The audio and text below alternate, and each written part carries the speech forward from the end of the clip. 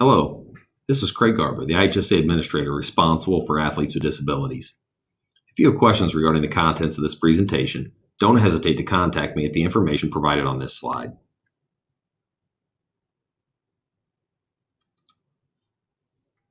The purpose of this tutorial is to walk you through the process for entering athletes with disabilities into the state series for swimming. Secondly, to identify how to meet the requirement for getting your disabled swimmer formally classified per the Paralympic classification guidelines. And lastly, to explain what to expect from the IHSA office after you have entered a disabled swimmer or swimmers into the IHSA state series. First, prior to the start of the swimming season, ADs and coaches should communicate as to whether they will need to enter their school into the state series for swimming for disabled girls or boys.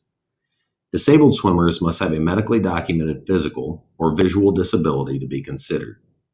If there isn't a medically documented physical or visual disability, the AD can contact the IHSA office to determine next steps.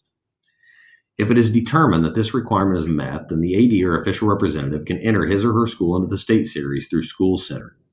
This entry process in School Center is done the same way as the entry process for all other sports and activities.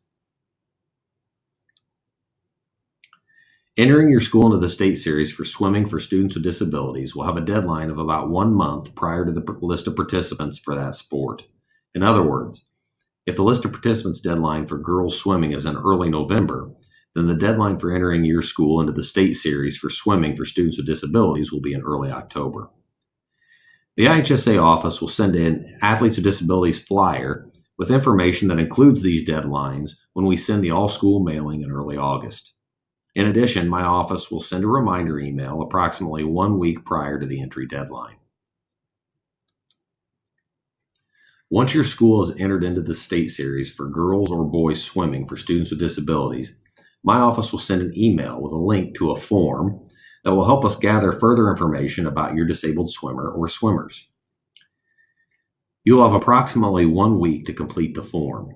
If you receive this email with the link to the form but realize that it was in error, then you will need to email me prior to the list of participants deadline to let me know that you're withdrawing from the state series for swimming for girls or boys with disabilities.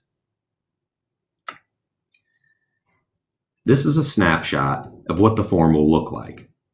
Notice in the snapshot on the right, there are a couple of questions about formal classification on the form. This is a requirement for competing in the disabled division in the IHSA state swimming series.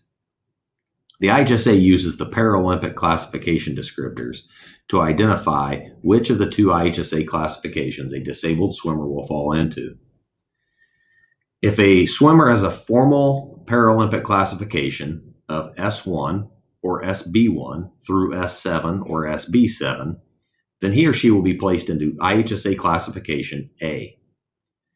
If a swimmer has a formal Paralympic classification of S8 or SB8 through S13 or SB13, then he or she will be placed into IHSA classification B. Disabled swimmers in Class A and B may swim in the same heats throughout the state series, but they will only compete with those in their IHSA classification for place and potential points in the event that there is a combined team championship at the state finals. To review the Paralympic classification descriptors in more detail, please use the link at the bottom of this slide. It is important to note that physically or visually disabled swimmers must have a formal Paralympic classification to receive an IHSA classification. If you'd like to know how a disabled swimmer gets a formal Paralympic classification, please email or call me using the contact information provided at the bottom of this slide. Opportunities to fulfill the formal classification process through U.S. Paralympics are limited throughout the year, so do not hesitate to seek information on how your physically or visually disabled swimmers can get this accomplished.